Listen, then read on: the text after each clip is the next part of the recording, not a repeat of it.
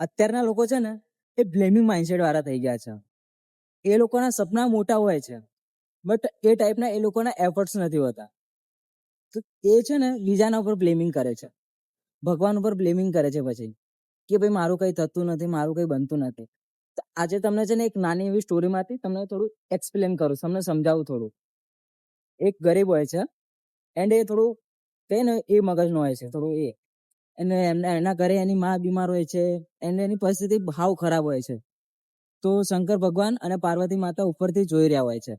And Parvati માતા એમ કે છે એમ કે ભાઈ આ આટલો ગરીબ છે તો તમે એમની થોડી મદદ કરી દે, એમ કે એને થોડી દયા કરી દે એના ઉપર. તો શંકર ભગવાન કે છે હું આને આપીશ ને તો બી આ એનું હરખી રીતે યુઝ નહીં કરે. એ કઈ ને એ ગધાડો ને ગધાડો જ રહેશે. એને ગમે એટલું હું આપીશ ને તો પણ એ એવી રીતે જ રહેશે. માતા પાર્વતી કે છે આપી તો જોવો, તમે એને એકવાર મોકો આપો, એને ટ્રાય કરો, તમે આપી તો જોવો એને એકવાર. તે પછી શંકર ભગવાન કે છે કઈ વાંધો નહીં, તું જોઈ લે. તે શંકર ભગવાન પછી ત્યાં ગાડી રસ્તામાં એક ડાયમંડ મૂકી દે છે, એક મોટો ડાયમંડ મૂકી દે છે. એન્ડ એ રસ્તા પર ચાલતો હોય છે ને એટલે જે બી પથ્થર આવે ને આગા પાછળ કરી લાત મારીને ફેંકતો હોય છે.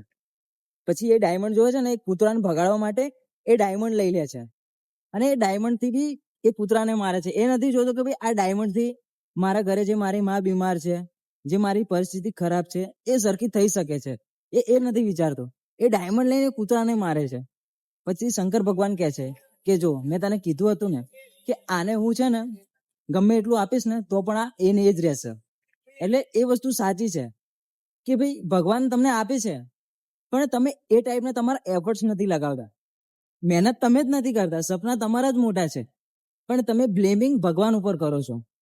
એટલે સપના જો તમારા મોટા છે તો મહેનત બી તમારે કરવી પડશે. જો તમે જ મહેનત નહીં કરો તો પછી ભગવાન બી સપોર્ટ નહીં કરે.